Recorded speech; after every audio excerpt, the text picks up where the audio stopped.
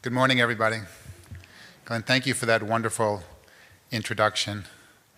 I think the best part of being a superintendent, and Glenn, you really hit on this, was you can change the conversations. You can begin to push things in a different direction. You can't do it by yourself, and I'm really pleased that our colleague, Dr. Iris Taylor, is here, our Assistant Superintendent for Curriculum. She's been one of the chief architects of our journey. So if you have any really detailed, important questions about our journey, or if you just want to make a great contact for someone who is just so brilliant and smart and such a team player and very humble, please talk to Dr. Taylor. And could you just raise your hand so they know who you are? Thank you. So I'm reminded of today. I got in last night and I had plenty of time this morning to prepare and to have breakfast, and I didn't. I had a lot of preparation, but I didn't have breakfast. So it reminds me of a story. See, you get to bear the brunt of this. And we have plenty of time to get to my journey, so with the Common Core, so bear with me. Of a pastor who was, we was looking at a job opportunity, so of course they invited him to give a Sunday sermon, and he arrived the night before, just like me. Plenty of time, had a good night's sleep, and he got up early, and he came down that morning, and he was staying with one of the local parishioners and in this wonderful farmhouse. And of course the missus had made him a wonderful, fresh-made, homemade country breakfast, of which he declined because he said he was much too nervous to eat. I'm not nervous, I just ran out of time. So off they went, and he delivered his sermon, and he came back, and the farmer's wife asked her husband, so how did he do? At which point the husband said, well, he should have ate. So I hope I have I fare a little bit better today. My journey, and I want to share a little bit of my own personal journey because it's really relevant to what we're going to talk about today, this tremendous opportunity with the Common Core standards to transform teaching and learning in the United States.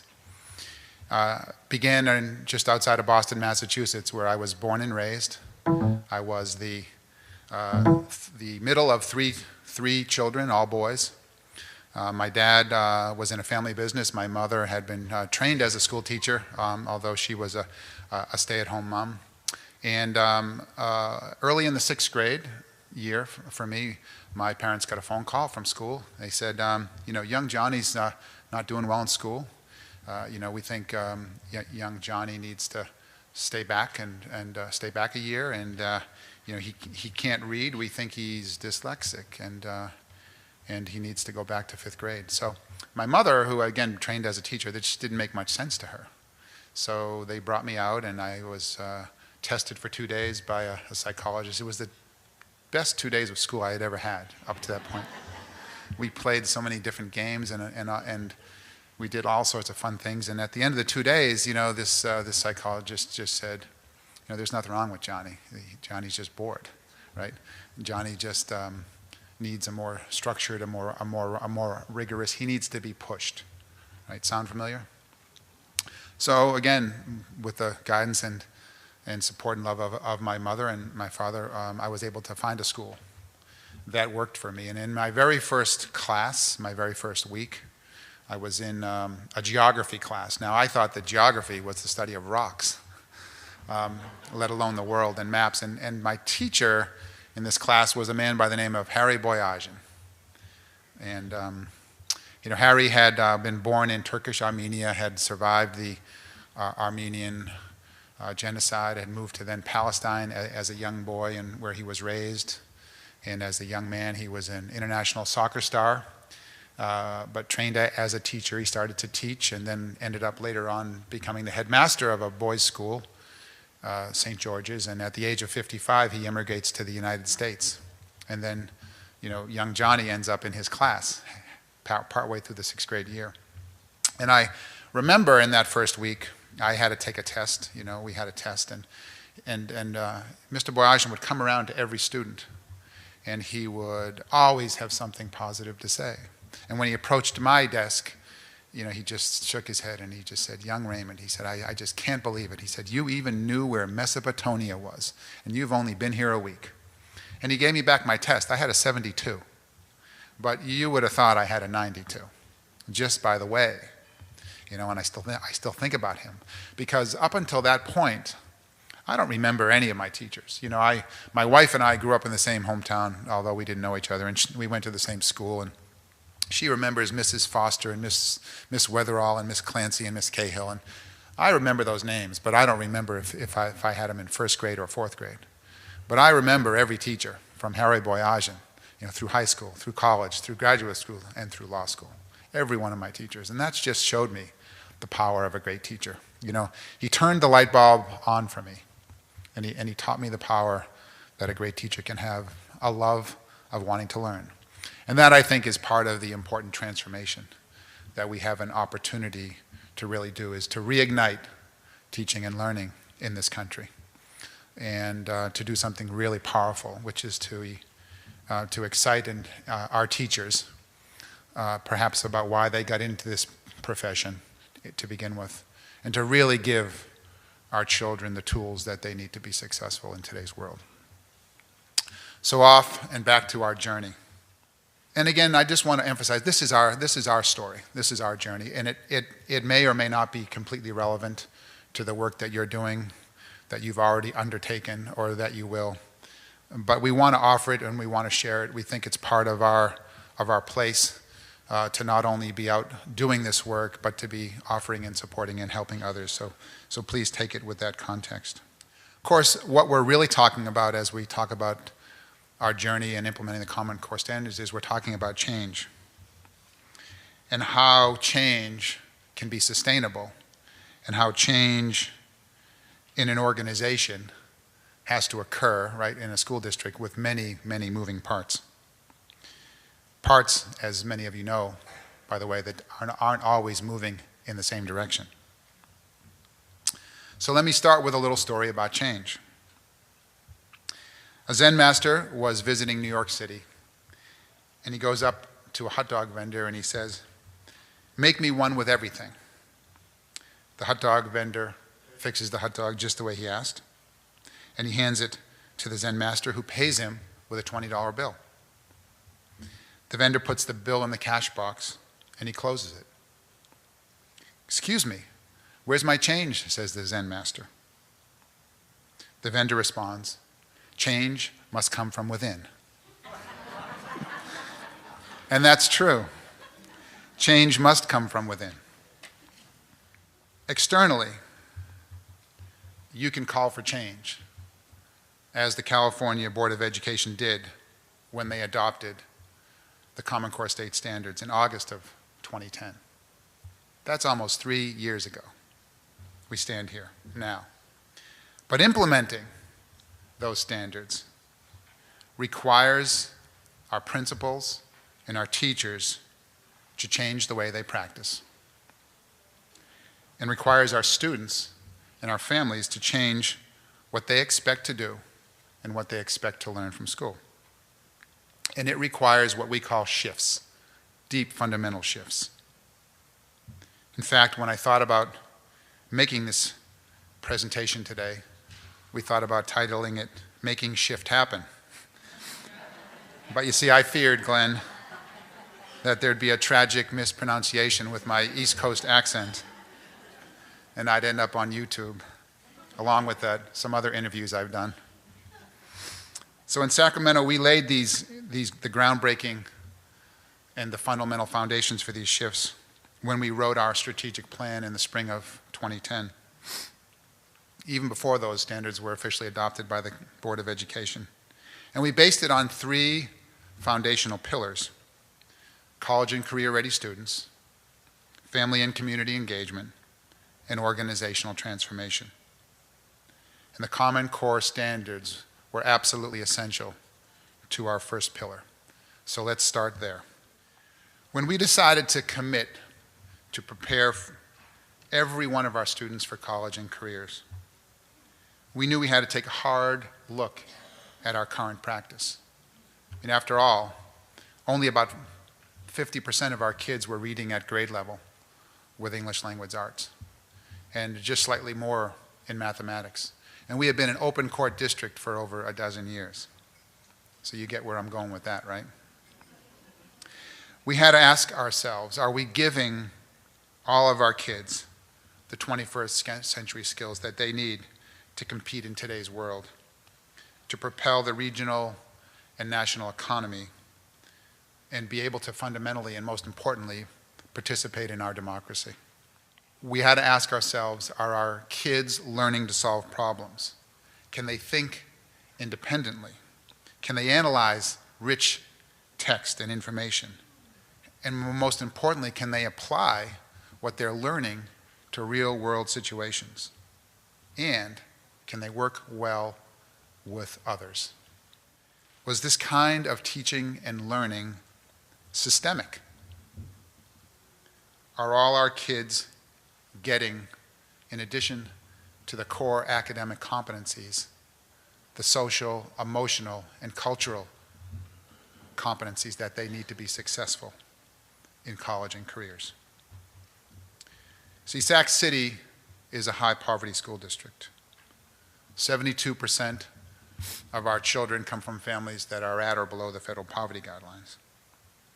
25% of our students are English language learners, and of almost 13% are children that have special needs. So you see, for our population, for our children, college and career readiness isn't a goal. I mean, it's a must if we're to give our kids a different trajectory.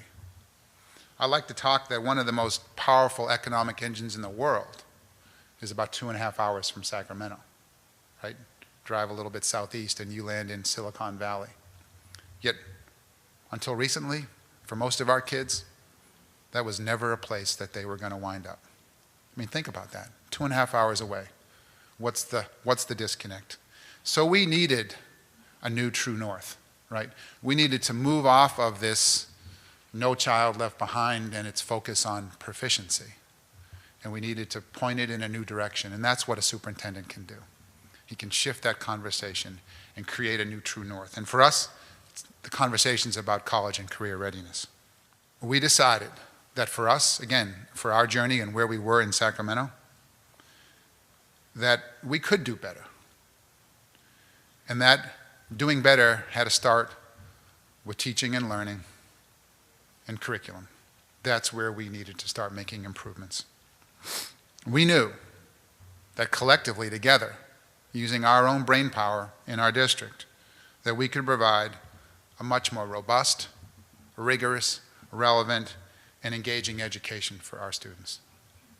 And for this reason, our district chose to move forward with an early adoption of the Common Core standards designed to truly and fully prepare our students for college and career opportunities beyond high school.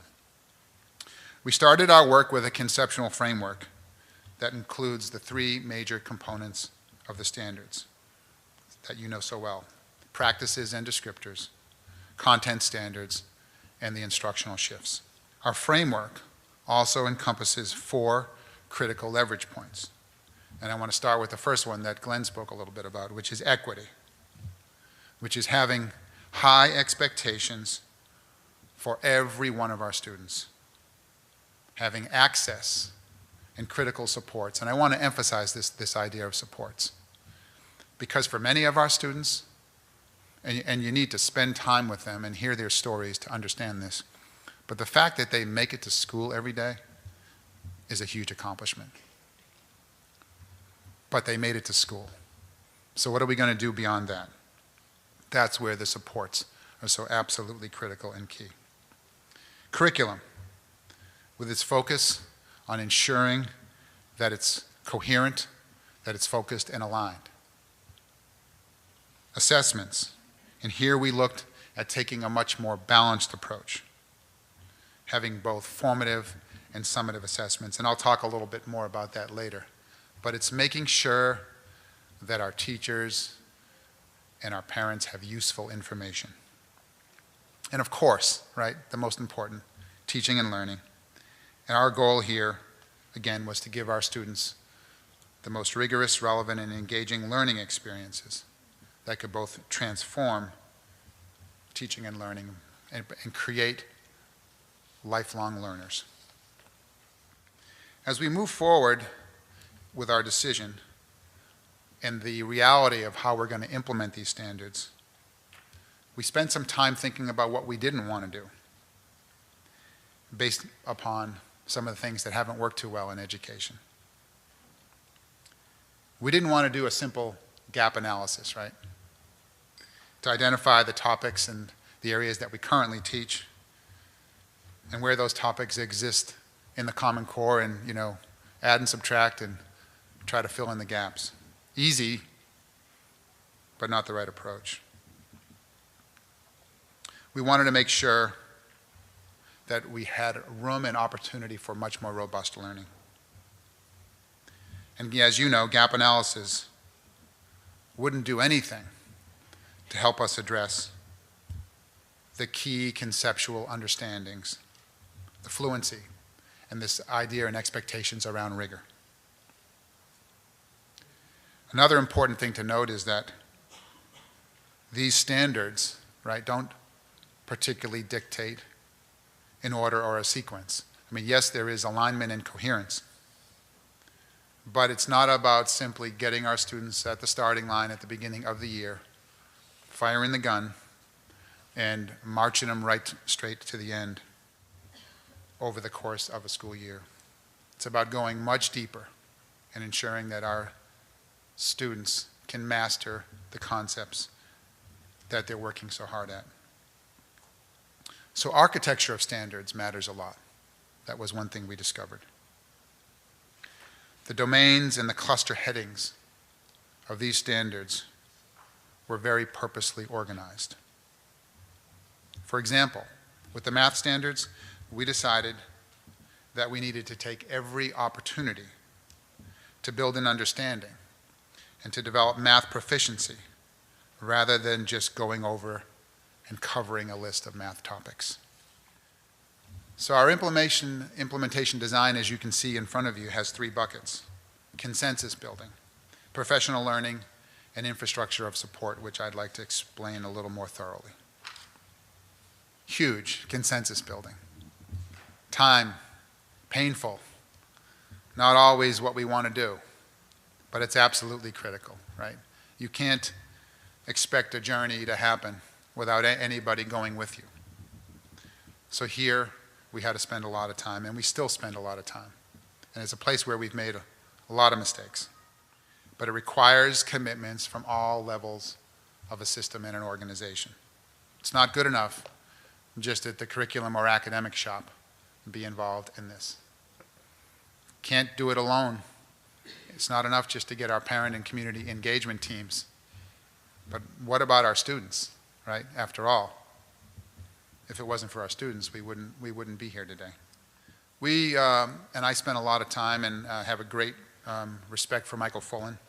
And when it comes to change, Mr. Fullen likes to talk about reculturing is the name of the game when it comes to change. So we have to change what people in our organization value. And for that change to be deep and long-lasting, Mr. Fullen says it requires, as Glenn put so beautifully, mobilizing the energy and the capacity of our teachers. Fundamental. The great thing, and the really great thing about the Common Core, and we have seen this, is that once our principals and our teachers start to dig into the standards and they overcome that initial whoa, this is really, really difficult, they also get really excited. And they start to think about the possibilities that these standards present in terms of improving the lives of their students. And that's powerful. And parents too, when they dig in and they grasp, they know that this is going to better prepare their kids to taste the challenges of the future. And it reminds me of a story when I was still back in Massachusetts about a parent who came before then the state board in Massachusetts. They were talking about their newer standards or their assessment. It's called the MCAS. Some of you probably heard of it. It's one of the more rigorous state assessments. And at the time they were debating whether or not they were going to implement that new assessment, or whether they were going to delay it. Sounds like it could be a familiar topic pretty soon. And this parent came up and she said, "You mean to tell me that this new assessment's going to be harder and more challenging, and it's going to really determine whether or not, my child is prepared for college or for a life?" And she said, "You're talking about maybe delaying it? And how's that going to help me? And how's that going to help my child? And is that really fair to be sending my child off and to be giving them a high school diploma and, moving them off, maybe if they're lucky, into college? I've never been to college.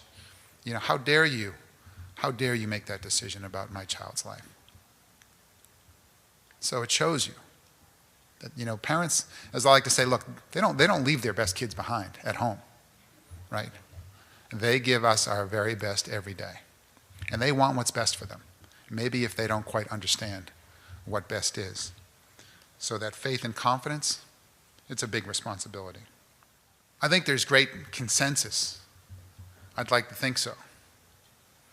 And you'll hear more about this from Phil Daro, about the potential that these standards have to dramatically improve education. That's why I love the word transformation. And I don't talk about the word reform. I don't like the word, because we've had so much reform and so little change. So now it is about transformation. So our professional learning journey, as again Mr. Fullen calls in his book, Professional Capital, utilizes an inquiry-based design methodology that intentionally begins with unpacking, right at the very top here, that true north, of the identified standards from which the focus of the learning will be determined. Again, this is the learning methodology we're using with our principals and our teachers. We begin with the end in mind, which is the expected evidence that will demonstrate students' understanding of the standards. That way, the focus of our learning is established along with the appropriate assessments, which, by the way, we're having to develop, that will yield the intended results.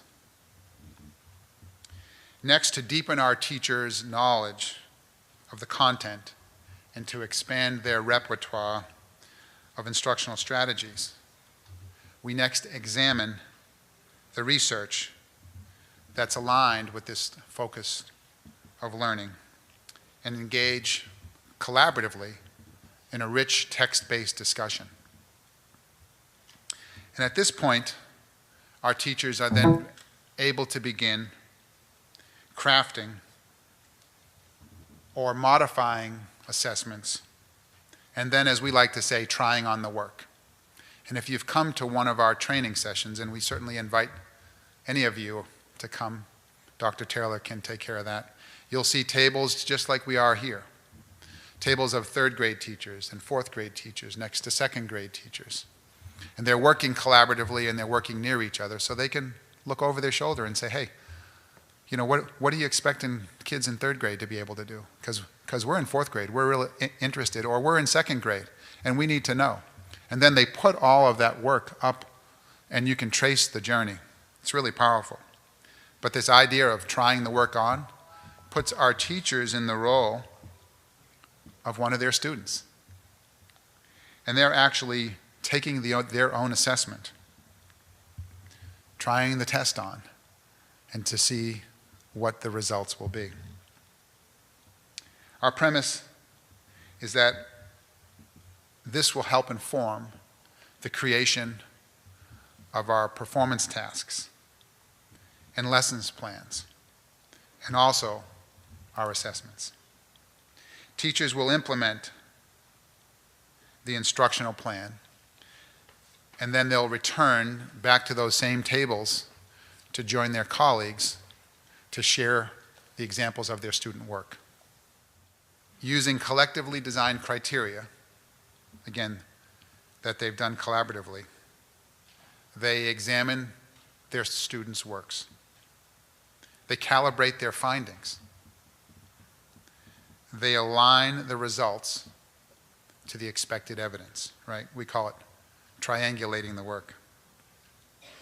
And then they generate questions, again, collaboratively, that will help inform the instructional moves or shifts that are needed to help elevate their students' thinking and provoke their students to dig deeper and to revise their work. And of course, throughout this, our teachers are engaging in reflective practice to determine if a revision to their performance tasks or their instructional plans are needed and warranted. From there, they either do revise those plans or tasks that they've been working on, or they move on and start another cycle on another standard. To paraphrase Dr. Richard Elmore, this approach it calls for our teachers to learn the work by doing the work. And you can imagine, it takes a lot of time.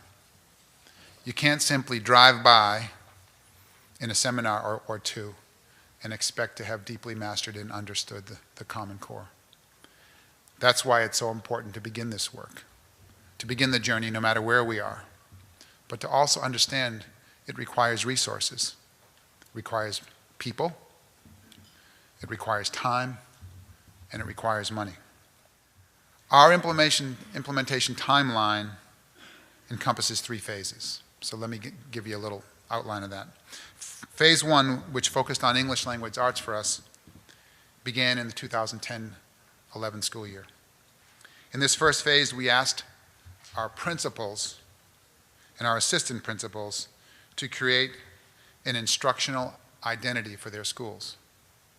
We then invited our teachers to come learn the Common Core standards with us. That initial cohort, I think, was about 60 teachers. It was interesting. We started it again in the spring, January, February timeframe. And every month when those teachers came back, they brought colleagues with them, voluntarily. And by the end of May, after just 4 months, the size of our cohort had doubled, with more and more teachers coming voluntarily, because they had heard from their colleagues about the journey that had begun. We then created data inquiry teams using the Harvard DataWise improvement model.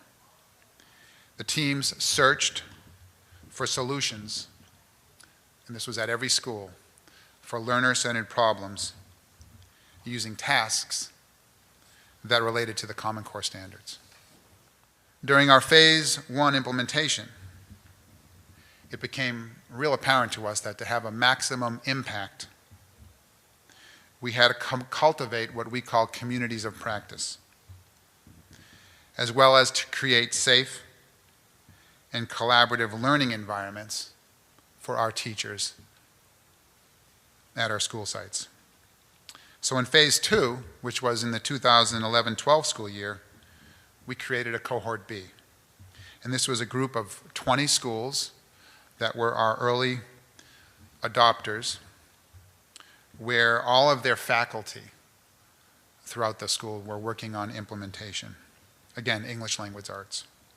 The work at these schools consisted of creating and implementing a comprehensive assessment plan, using data, again, through our data inquiry process and methodology to inform instruction, and again, engaging in that collective inquiry and dialogue within and amongst colleagues, and pushing and engaging our students in rigorous learning experiences. Remember that part from Michael Fullen about change, you got to change the culture.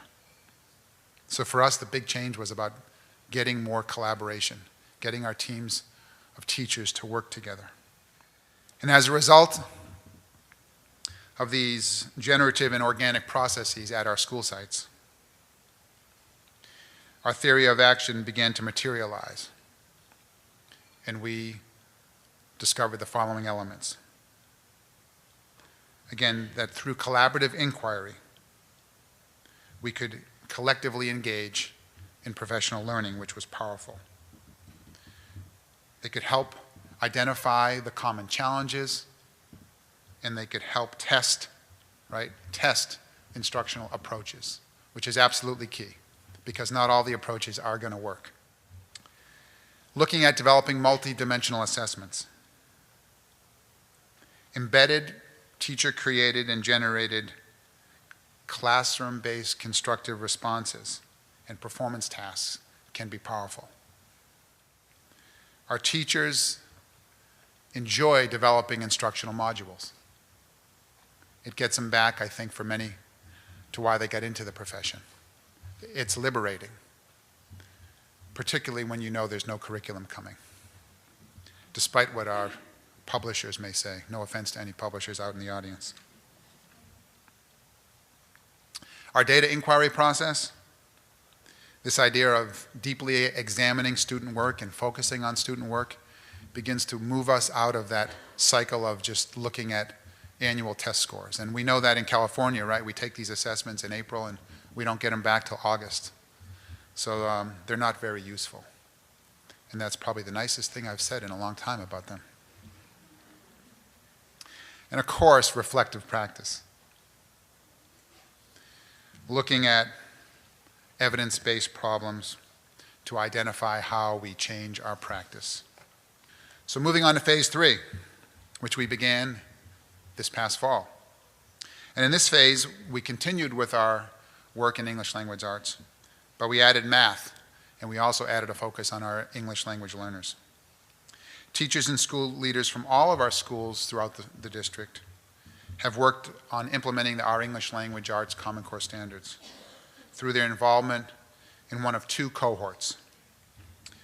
Cohort B, again, those 20 schools that I just mentioned, representing all of our grades, pre-K through 12. These, again, are our early adopters, our early implementers, and they've been working together for the past 2 years, and that's powerful. And that perspective that they give us ensures and reassures us that we're on the right track. Each school site sends 5 to 7 teachers to engage in these cross-collaborative learning opportunities that I talked about earlier, coming around the round tables. This year, our cohort B has been engaged in learning about 2 instructional shifts: text complexity and text-based answers, and the college and career-ready descriptors outlined in the introduction to the English language arts Common Core standards. And in addition, they are developing aligned units of study that are focused on the standards for reading and writing informational texts. We have also a leadership cadre, which we again have implemented in this school year, 12-13, for all of our remaining schools outside of those 20. The group is comprised of 2 teacher leaders and a school site administrator. This group has been introduced to the standards for reading and writing informational text, and they've focused on the same instructional shifts as our cohort B, as well as the college and career-ready descriptors. Both groups have met 4 times throughout the school year for a whole day of engaged deep learning, as well as 2 days of full release time at their school sites. A little bit on math. The implementation of the Common Core standards for mathematics began with an emphasis on our district in grades 3 through 8, and preparation work at grades 9 through 12. Regarding our grades 3 to 8 implementation, we focused on learning the 3 major components of the standards: the standards for mathematical practice, instructional shifts, and the content standards. Emphasis here was placed on the integration of the subset of the standards for mathematical practices 1, 4, and 6, an explicit inclusion as well as the 6 instructional shifts. Since deep learning and conceptual understanding are absolutely essential and key levers, we have a strategy that we like to call go slow to go fast, meaning we focused on only one or two of the domains in a learning progression of the content standards, with an understanding that once we can deeply know those, it will accelerate our work going forward. For high schools, the focus has been primarily on studying and selecting a pathway design for implementation. I mean, let's be honest, high school's hard. Unlike the K-8 standards, the 9-12 standards are cataloged in 7 conceptual categories, which portray a coherent view of high school mathematics. And as such, the organization of courses is often determined by each high school, or within each school district and amongst school districts.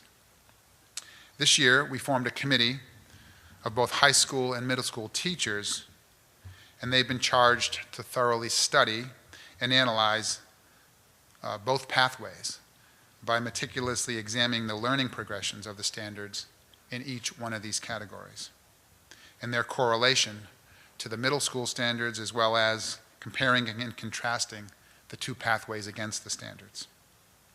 And this extensive examination has led our committee of teachers to recommend the integrated approach, which better aligns with the K-8 design. And I can't emphasize enough, if I could make a one explicit recommendation, that you take the time to do this, because not getting it right could set back for a long time. Moving forward, the same inquiry-based collaborative design methodology being used at the K-8 level that we have talked about will be utilized to guide our grade 9 through 12 professional learning, ensuring that we have a pre-K-12 aligned implementation of the Common Core math standards. The Common Core standards pose unique challenges for our English language learners due to the increased emphasis on students reading and writing and constructing increasingly more complex text. And it demands a disciplined use of academic language, right? That's just obvious about these standards. So last year, our district partnered with Dr. Lily Wong Fillmore. Many of you know her, I hope. Professor Emeritus from UC Berkeley, to learn about a set of instructional practices to support our English language learners with access to the Common Core standards. In our district, this work is being concentrated in 11 what we're calling our focus schools, which represent grades K-12.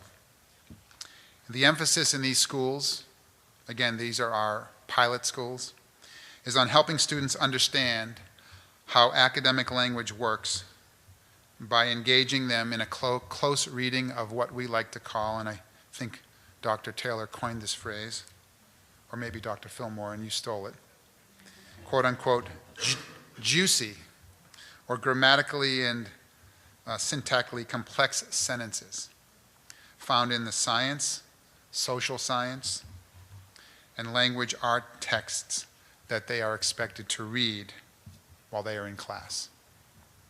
So if you don't remember anything I've said today, remember that word juicy. Focusing on a single sentence, teachers can use a conversational style of question and dialogue to provoke inquiry and curiosity about the meaning of that sentence from their students and how this meaning can be conveyed through the very parts of a sentence, words and phrases, and how they are ordered and combined. Just a single sentence can be the topic of a good portion of that class experience during that day. Students study the meaning of key words and how they're used in that sentence. And then they explore other words that the author may have chosen and how these choices work and can impact the meaning of a sentence. And when you think about that, think about the possibilities as a teacher to use any kind of text you want, or to ask your students to choose a text or a meaningful topic that they're interested in exploring. And then you can dig in deeply. We don't need an expensive curriculum to help us on that journey. So our teachers have already begun to notice a difference in the complexity of their students' writing and in their speaking. And Dr. Taylor can share with you a little bit about just some of the early successes and the tremendous growth that we saw just last year in 9 of our 11 focus schools in the performance of our English language learners on the California Standards Test. So if we go back and reflect on where we started down this road, it's important that we return to our 3 pillars of our strategic plan. To give students the most options for college and career, again, we needed to make shifts with our instruction and our assessment. And again, that's our first pillar, college and career-ready students. To build the support for our work and to deepen our consensus, we needed to have our stakeholders buy into these values of college and career readiness. And that's where our second pillar, family and community engagement, came in. And to lead this work, we had to motivate and re-energize and strengthen and fortify our principals and our teachers. And that's where organizational transformation comes in. And even though some may have said we've jumped to the front in California with the adoption of these standards, we're still very early in this process and in the process of making deep and lasting change. But so far, we've seen some of this change, and that's reason to be excited. We've seen changes in our teachers. They're collaborating more, and they want to work more with their colleagues and peers. They're developing more of their own curriculum and experiencing a real pride in the ownership of the material. They're finding more ways, and exciting ways, to engage their students with more relevant topics and subjects in class. And they're expecting more from their kids, because not only are they demanding more, but they're seeing what their kids can do. And what's most exciting? We're seeing the impact reflected in our students' work. And this is reflected in feedback from teachers and parents. So what are some of our teachers saying? Well, here are some examples. You can read them.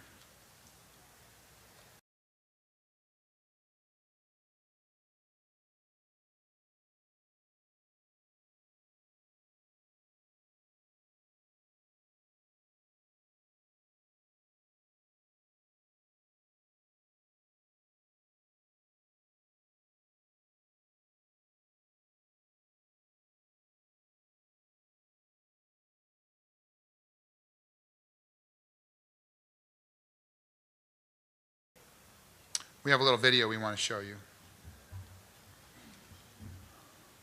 produced by our teachers. Hi, my name is Peggy Clapper. I teach 8th grade at Albert Einstein Middle School.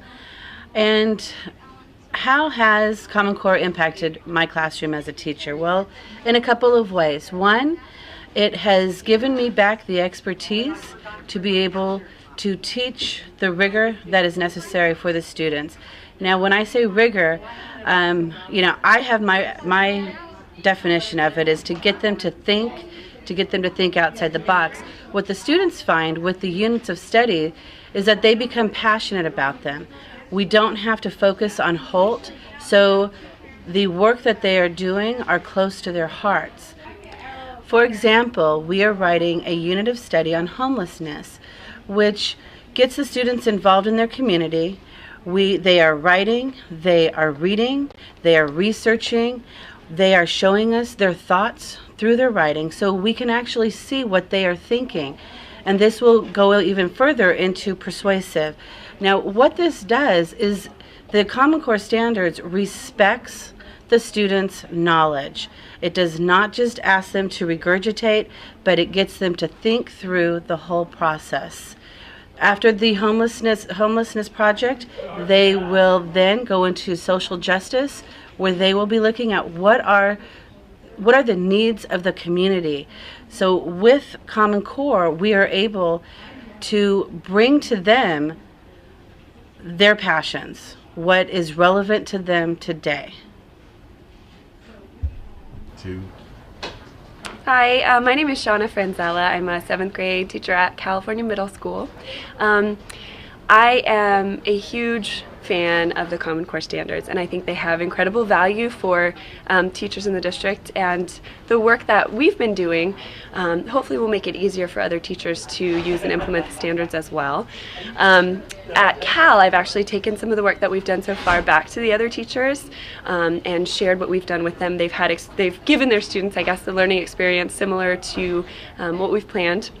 So we've taken it more school-wide than maybe some other sites have, and I've had nothing but positive responses from those other teachers as well.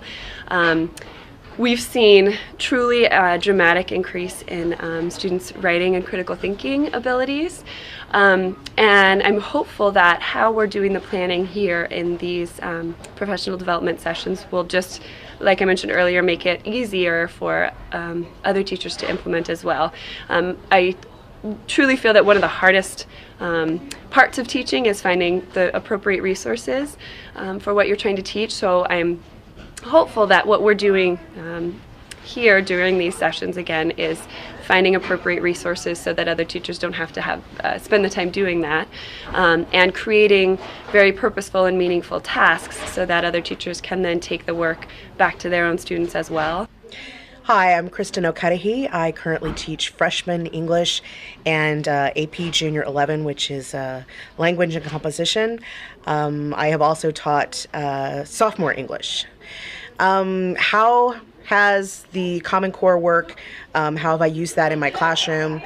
I think essentially the main thing that I'm noticing that I get is that I'm much more intentional about what I teach and how I teach it, and the having to collaborate with my peers, not necessarily so much within my school, but with people from other schools, when we're all looking at the same kind of a process that we're teaching, the same benchmark that we created together, means that I can go away and look at what I did, and did I ask for what I really wanted my students to do.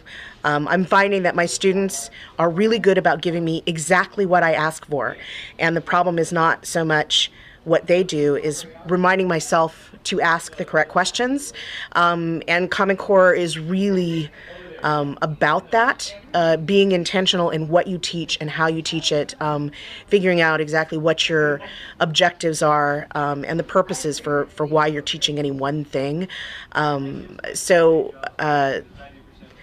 I think that's the main benefit, is taking these assessments that we've written, bringing them into the classroom, using them, and looking to see how my students respond to that, and then also how I can inform my own teaching practices from it. Hello, my name is Marianne Palmer. I am a resource teacher at Earl Warren Elementary. I teach students in grades K through 6. Being part of the Common Core Cohort A has been a great experience for me. I have learned a lot of new strategies that I have brought back into the classroom and used with a variety of grade levels. As a result of the cohort and the common planning, I have seen both the reading comprehension and the writing skills of students in various grade levels increase. The focusing on the Common Core standards has held a higher rigor, and the students have really risen to the occasion. They can do this. They can do this work, and they can do it well. I really encourage everybody else to join in and learn the Common Core standards, because it has made me a better teacher, and it has made my students enjoy school and enjoy the learning experience. Thank you very much. My name is Olivia Winslow. I teach at Earl Warren Elementary, currently this year 5th grade teacher. I've been working with the Common Core standards the last 2 years with the same group of students, last year in 4th, this year in 5th, and it's had a positive impact on them, especially I would say in 2 areas, their critical thinking skills and their writing skills. Really taken this Common Core concept of supporting your answers with evidence and tried to apply it throughout our entire day. So we practice it through all subject areas, and really where I see the best improvement is their ability to critically think outside the box, support their answers either with evidence or through inferencing. So I've seen a change in their writing and also in their conversations that they're able to have in the classroom with their peers. We're almost done. Big part is our parents. So here's what our parents are saying. We started this year with 3 regional forums. We have our district broken into East, West, and Central, and we did 3 informational sessions for our parents within those 3 regions. We also offered 3 seminars, both 3 in English language arts and 3 in mathematics, and giving our parents an opportunity to actually take some of the performance tasks that our teachers had created so they can have that experience that their child would. We had typically anywhere from 35 to 50 parents show up at these forums. One of the big lessons learned is we held those sessions at our district office, and we think that impacted the ability of more of our parents to attend. So next year we'll be actually taking these various seminars out more into the regions so we can get more of our parents to be able to attend. And that's a big area that I would emphasize for you as you begin this journey, to not only focus on the learning and the shifts that are so required of our instructional leaders, but also to think about the shifts that are going to be required of our parents, and really helping to prepare them for what likely will be a great dip in the performance of their child when they take these new assessments. So that's time well spent and time that needs to be spent now. Some of the lessons that we have learned, again, leadership matters, both at the district and at the school site level. We've learned that changing the culture of a school district, right, changing that true north and getting people to start working together and digging deeply and creating a learning culture is hard, and it's messy work, and it takes resources, people, time, and money. Researching and writing lesson plans and assessments, testing them out in the classroom, taking teachers out of the classroom, reworking them and rewriting them and calibrating them in teams is really time consuming. And that pull and tug that occurs when a teacher has to leave their classroom, right? It's that natural, I don't want to leave my classroom. Yet if they don't leave their classroom, how are they going to have time to learn? And we can't expect them to learn all in the evenings and on weekends and over holidays and vacations, because they need time for their families and they need time to recharge too. So it's a balance, and it's a challenge.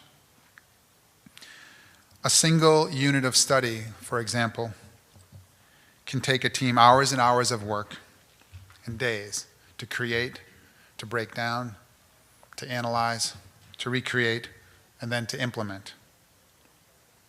And our teachers, as I said, they don't have time often during the week because they're busy teaching. It's a challenge that we don't have any assessments right now to map back from, right? That's just the reality. But it's not a barrier that we can't overcome, and we shouldn't let us make that an excuse. I really believe that you can't just hand a teacher a textbook or a teacher's edition or a binder and say, start on page 1, if we're truly thinking about that new true north. Sure, we can do this to get our kids to be proficient on a bunch of current state assessments. but I don't think our track record of deeply preparing our kids to be successful in college and careers on day one, and that means not needing a single remediation class when they get to college. The shift in our teachers toward a much more learner-centered classroom requires them to do a lot of heavy lifting. And again, as I said, the other key lesson is the issue around resources, right? We've got to focus, we're a people business, so we got to focus on building the skills of our people. It takes time, it can't be done overnight, it has to be done so that the work is the learning and the learning's the work. And of course it takes money, and so I was so pleased to be a week ago with our state superintendent in Sacramento to announce and to talk about the over $1 billion of state monies that are going to be distributed to help implement the Common Core.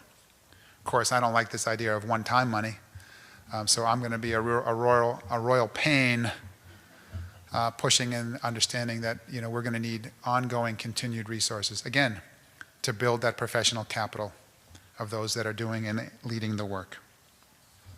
And of course, the needs for instructional materials and technology can't be understated. Michael Fullen also likes to talk about the importance of cohesion, of everything a district does in regards to improving teaching and learning has to hang together. Does it all make sense? Does one initiative work with another? Or do these initiatives conflict with each other? You can see I like Michael Fullen. And so using Common Core as the glue, and this is really cool, we're focusing at making all of our work cohesive around messaging about preparing our children for college and careers. You can see the other initiatives that we're working hard at to making sure that they're aligned and that they're based on the Common Core standards. And with that, we've made it. And we'd be happy, I think we have a little bit of time for questions. And I think I'd like to have my colleague, Dr. Taylor, come up and join me.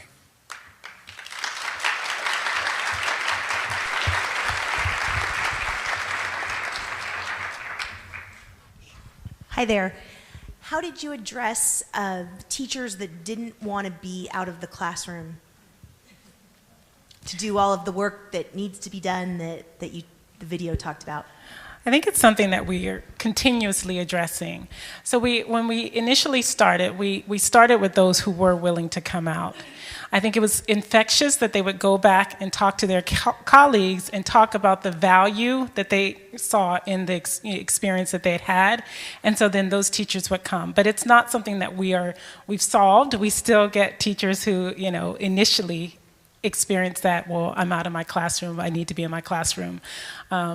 One of the things that we want to work on is, the sub experience. So when those teachers are out of the classroom, how can we improve the quality of the support that the sub is providing so that teachers are reassured that while they're out, their students are having their needs met? The other part of that, you better make sure when you take a teacher out of the classroom that day is really well spent. And Dr. Taylor and her team and our instructional coaches, I mean, they spend so much time preparing, and they'll change on the fly, as we had to do last week with our English language arts module that we were doing on our high schools. The first hour or so wasn't going so well. So during a break, I mean, literally they were just ripping apart and changing on a fly. It's like an America's Cup team. Hi, you spoke of principals creating an instructional identity. What did that look like? So we asked them, we spent a lot of time with our principals around just this idea of rigor and really defining as a district, what did we mean when we threw out that term rigor? So that was part of it. And then the other part was around just the language arts, because we started with language arts. We wanted to construct a literacy identity in terms of what were the practices, what were the curricular implications, what did we want to see students doing in terms of the English language arts standards and literacy within our schools. So it was a lot of visioning and defining some things, some terms, language that's commonly used, but everyone has a different understanding of what those terms meant. So we spent probably about a year looking at rigor and literacy with our principals. Hi, yes. My name is Daro Adams. I'm the superintendent for the Coachella Valley Unified School District. Happy to be here today with all of you talking about this very important subject.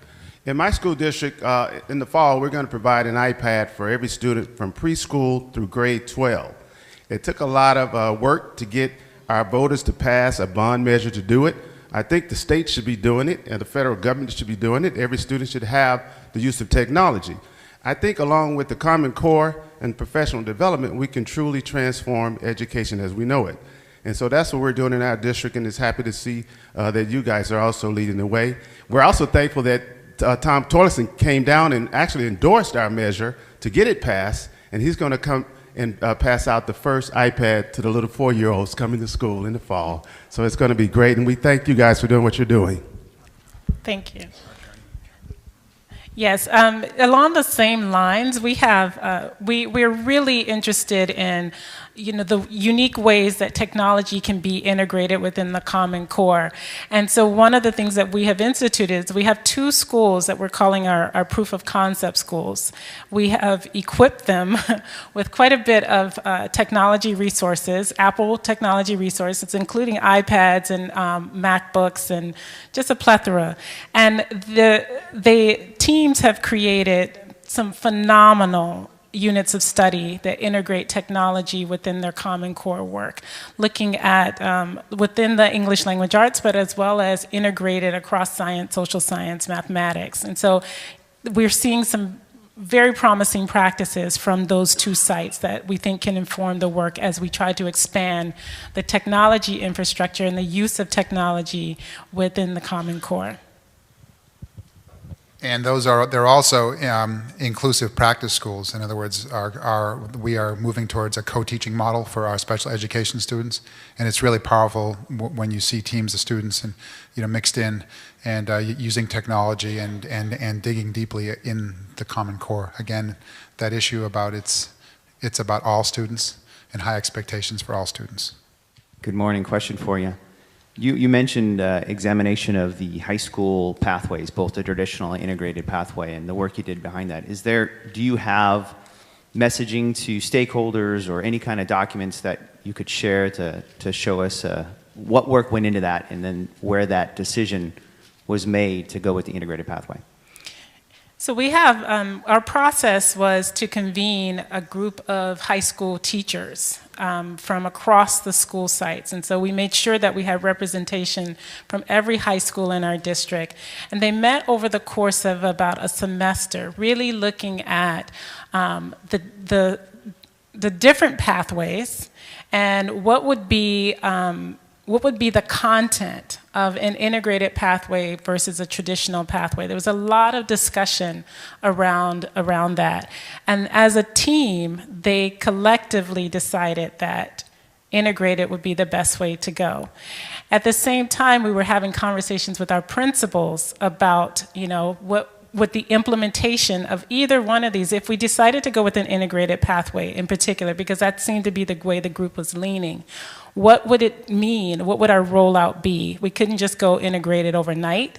So we're phasing in over the next 3 to 4 years what an integrated pathway would be. We'd be happy to share with you some of the tools and resources that we use to engage teachers and leaders in those conversations. We haven't created a toolkit yet for messaging it out to our parents, but once developed, again, we'd be happy to share that with you. Hi. I have a question about the professional development that teachers had. A couple questions. One, did that take place inside schools and individual schools met where you know, the teachers, you talked about the expected evidence and then the teachers tried it on. And then my second question I have is, what kinds of things are you guys doing to improve the sub experience, or what kinds of things have you guys talked about? So with our professional learning, we convened teacher groups. We brought them to the central office. And so they would come and they would work within grade level teams, but within the room would be the spectrum, K through 12. Actually pre-K, because we strongly believe that we need our earliest learners engaged, the teachers of our earliest learners engaged in the work. And so we had teachers across the spectrum from pre-K through 12. And so they would sit in grade level teams and design tasks and then examine student work. But as Superintendent Raymond said, we would post that work up around the room so that they could see the progression of work over time. It was over grade levels. Very powerful for a fourth grade teacher to say, oh, second graders can do that? Wow, I need to up my game on this one. And so that's one space. This year we moved to kind of a hybrid where they came to us 4 times throughout the school year, but they also did site-based work twice during the school year. And that was very specific to what that site was working on and what the site needs were. With the substitutes, and so this is new work for us. We haven't fully developed what that substitute experience would be like. Some professional learning for our subs at this point.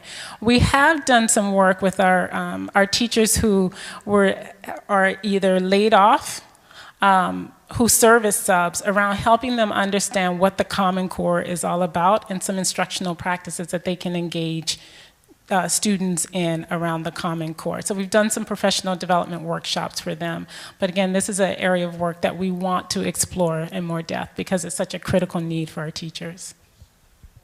You mentioned formative assessments, that your teachers were creating those formative assessments. Can you say to what degree they're in alignment with the SBAC practice tests and how much they tried to align those within their own formative assessments, within their own grade levels and classrooms? Most definitely. That's been a journey.